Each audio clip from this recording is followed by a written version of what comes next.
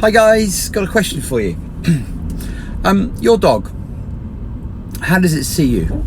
Are you a clown or are you a superhero? The reason I ask is because our dogs are reactive to the way we react with them and interact with them.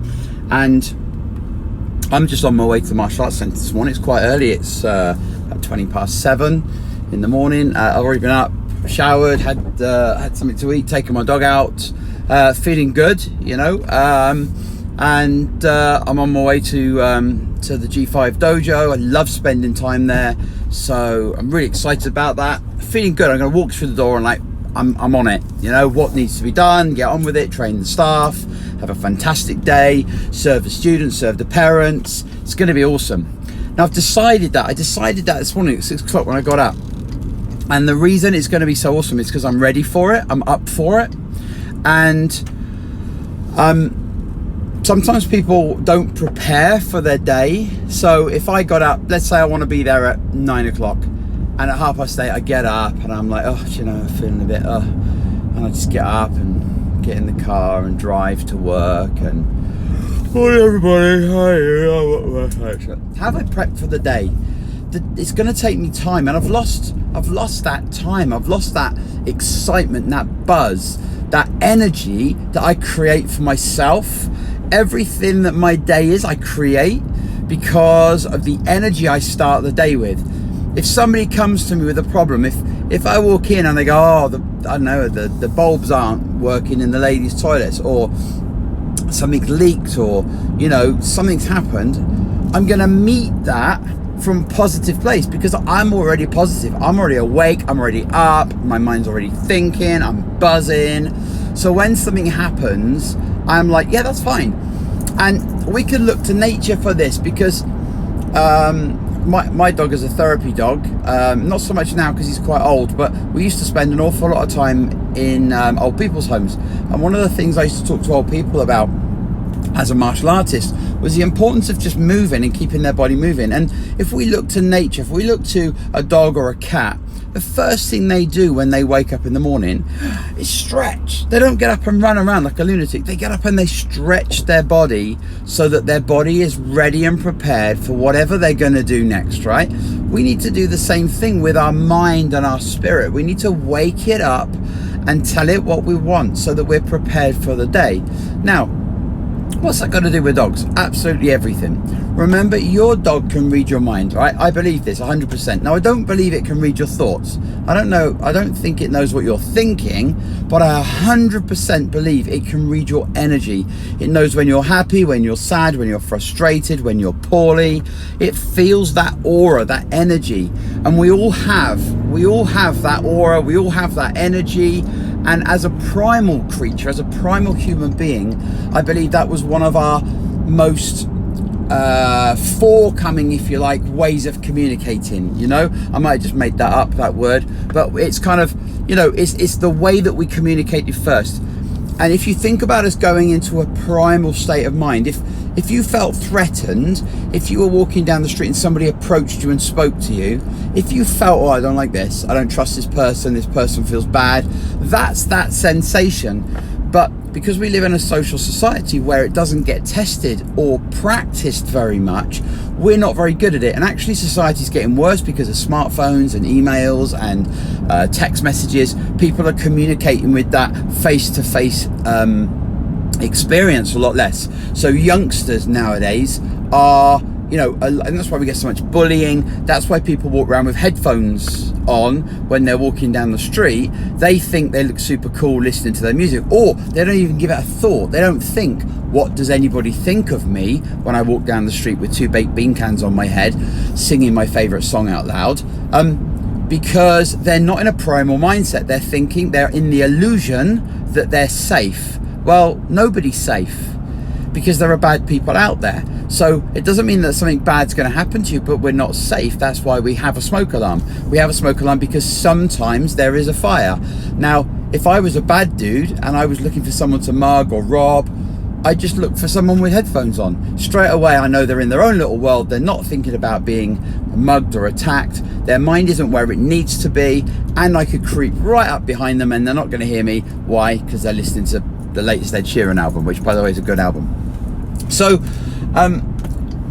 what we do primarily with our energy is super, super important. Now, if we get up in the morning and we're like, oh, and we wander downstairs and we see our dog Freddie, and we go, morning Freddie, oh, Freddie. And Freddie's going nuts and crazy and jumps all over us and barks and jumps up, and we're like, oh, and we reciprocate because we haven't taught him how we want him to greet us. We're greeting him with a response to the way he greets us. So he's all excited and wagging his tail and jumping and barking and going crazy, and we go, ah, good boy. So at that point, are you a superhero or are you a clown? Because if you're a clown, your dog's not going to follow you. If you're a superhero, your dog will follow you. And why is this important? Because it's the leadership energy. Now, don't get confused with playtime. Playtime is super, super important. So we must have that clown time. Absolutely. Lots of it. But we decide when clown time is. Clown time isn't when you first meet someone. When you first walk through the door. You don't go crazy, crazy then. We set off with, hi, this is who I am. This is what I am. And in a bit, we'll have some playtime. So by doing this with our dog, we set the boundaries and the terms for who we are and what we are, and then the dog can know what we want from it. So we want discipline, we want respect, but the important thing here is by being a superhero, our dog gets to trust us, and this is massive, absolutely massive. Too many people don't work on the trust element. Okay, I've had a few messages this week saying, you know, we've been talking a lot about walking a dog, and I've got my ebook coming out next week after, so we've had a little bit of a buzz about this walking a dog thing. Now, a few people say, I walk my dog, but it barks at other dogs. And then it comes out, oh, well, it got attacked once, and since that point, it barks at other dogs. Yeah, but what you've got to understand is that there's a wonderful, wonderful thing about dogs. The thing I love about dogs, more than anything, is that dogs live in the now. They absolutely live in the now. That's the best thing about dogs. Do you know the worst thing about dogs? The thing I hate about dogs? They live in the now. So that means they can change good, and they could change bad, like that, bam, bam. And it's us that needs to be the constant that shows them how to be. We are their support mechanism. We are their foundation, their structure, their leader, their ruler, their friggin' superhero. You know, if you're none of those things, if you're, I'm their best friend and I play with them and I'm a clown and we joke. Yeah, but where's the support? Because when your dog feels threatened, it will either fight or flight. It will either deal with it itself, or it will look to you and say, Mum, Dad, what shall I do? Or Mum, Dad, what are you doing? So the trust element is massive, massive. And like any relationship, trust and respect is the two aspects that form that relationship. Or not form it, but it's the two aspects that we build on. So it's like a kind of a foundation. You know, we have a foundation, which is the foundation for that relationship. Now, if we don't build trust, if we don't do anything that tests our dog, takes our dog out of the comfort zone so that it gets the opportunity to see us as a trusting force, why will it trust us? So if your dog was when it was 4 months old and you were in charge, you were walking it and you allowed it to be attacked. Now some of you now straight away are getting a little bit, oh, that's not fair, you know, dog came running over and I had no control, blah blah. Absolutely, but just because that dog came running over off the leash doesn't mean that you didn't protect your puppy. You know, however you do that, some people will pick it up, some people will get in front, some people push the other dog away, some people will shout to the owner and say, hey, come and get your dog, whatever it is. But if your dog got attacked when you were the boss, if you like, you let that dog down. So that's what that dog locks onto. And although dogs live in the now, they also lock on to stuff. And the best way of seeing that is if you took your dog out today, and let's say you walk down your street and there's a blue van parked on a drive, and sat under that blue van was a cat. Okay, your dog sees it, it reacts to it, it barks, and you walk on. Every single day now, to the end of that dog's days, it will walk past that van and it will look for that cat. Even though it's only ever there once, it's never there again. It was only there once. The dog will still look. And the Japanese, as a martial artist, the Japanese call this Akiru. Yeah, the Japanese call it Akiru, sorry. And my brain's going somewhere else. And what this is like a moment. It's like a moment that imprints. So when something really great happens to you, or sometimes something really bad, it kind of imprints on us, and it sits there, and we always get triggered by that. So that van triggers that dog. Now, was that an exciting thing? Yeah, very much so. It excited the dog. It created excitement for the dog. So the dog locks onto that. Now we have to get rid of that. We have to undo that. Otherwise the dog will live in that place all the time. And the only reason the only way it's going to do that is if it trusts us, if it trusts our judgment. If I said to you, hey mate, there's a fantastic roller coaster over here, why don't you have a go? And you're afraid, you're fearful, and I tell you, no, it's going to be great. You get on it and it's horrendous. You have a terrible, terrible time. You're never going to trust me again. But if I said, look, go on, Matt, you're going to really enjoy it, and you get off and go, oh my God, that was brilliant, I loved it. When I then give you something else, I say, actually, well, what about this one? You might go, well, yeah, actually, yeah, I'll have a go at that one. And then what about the really big one? Well, I'm not sure. Come on, trust me. You'll love it. You see, if you trust me, you'll do it. I see the same thing with parents. When parents bring their children to my martial arts club, if they bring their kids in and they go, hi, this is Freddie. He's very nervous, aren't you, Freddie? He's very nervous, but I want him to do karate. No. The parent's doing that, not the child, all right? The parent's doing that. And the parent will say, oh, no, but he's always been like that. Yeah, but so have you. You've always been like that. So therefore, he's always been like that, you know? A child is not afraid of a mouse or a spider until it sees its mum go, oh my God, there's a spider. And then it goes, what do you mean there's a spider? And then the kid reacts in the same way. So when you're, oh, he's very nervous. Absolutely. But you gave him that. And if I can get that child away from its mother for an hour and get it into the martial arts center and get it training with the other positive kids, I can change that child's life forever, because I will give him positive. It's like taking a plant that's growing in the wrong soil, and we can replant that into really good, rich, positive soil, and it will flourish. So it's the same for our dogs. We've got to do the same thing with our dogs. We've got to be the superhero.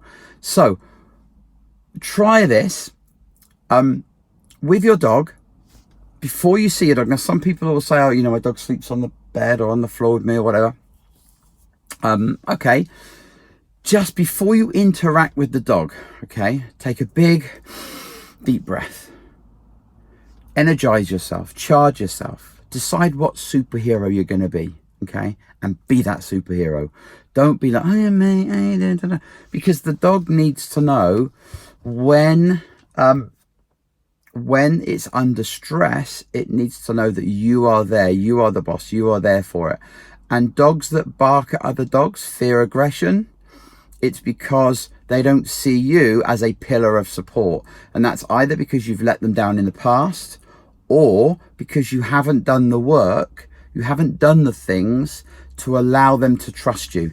If you have a child and it just sits in its bedroom playing video games all day, that's great and fine, fantastic, but the child won't have the skills that another child has that's in the Scouts and goes climbing and skiing and swimming and does karate. It won't have the same skills because it hasn't been pushed. It hasn't been pushed out of its comfort zone, and it hasn't been pushed into a position where it looks for support from its pack or its leaders or its mum or its dad.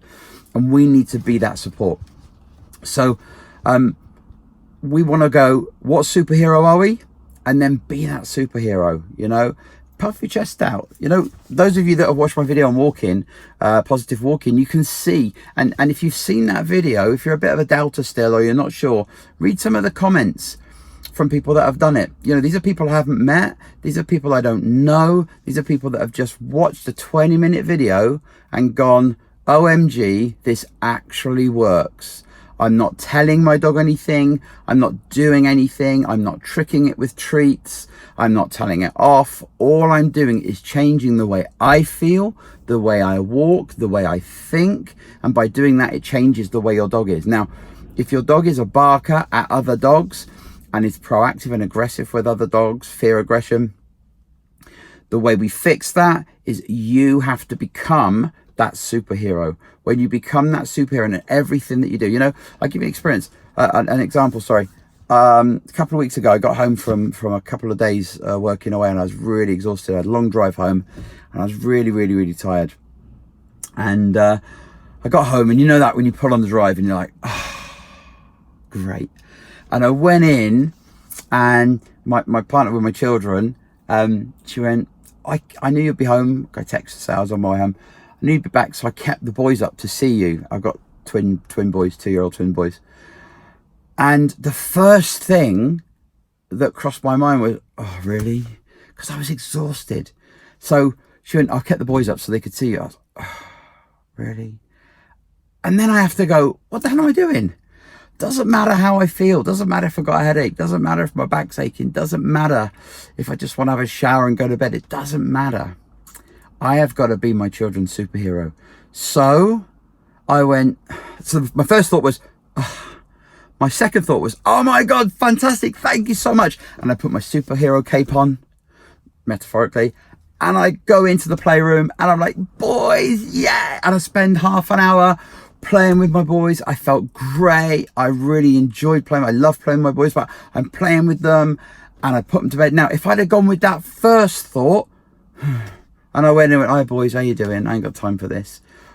I'm not going to be a superhero, and my aim is to be their superhero, but I want to be my dog's superhero too. And my dog's 11 years old now, and I think I've been his superhero I had him when he was a year old. I've been his superhero for the last 10 years, and that's why he's awesome, you know. So give it some thought. Be your dog's superhero. Prepare before you see your dog. Don't walk in with walk in with like, good morning, how are you? Good to see you, blah, blah, blah. But not overexcited, not like a clown, like a boss, like someone who's in charge. When you're in charge, I tell my kids that are training in martial arts, think like a black belt. If you want to be a black belt, think like a black belt. Ask yourself a question. What would a black belt do?